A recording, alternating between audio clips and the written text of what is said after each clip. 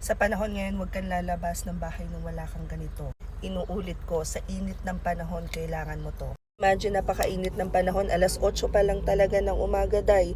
Pero to, makakatulong to. 118 pesos lang siya, and based sa materials, hindi siya kagaya ng mga ibang nakikita natin na medyo mahal. However, kapag ini-on mo siya na ganyan, pack, may ilakas mo na rin siya ng hanggang 100%. So makakatulong na rin to sa init. Rechargeable siya via USB, so very handy, pwede sa power bank. At ang pinakang gusto ko dito, mura lang siya, dahil mura lang. Hindi ko ipaghihirap yung electric fan. As someone who works from home, feeling ko naman hindi ko pa kailangan mag-invest sa mamahaling ganito. But alam ko na every now and then, when running errands, kailangan ko pa rin ng electric fan.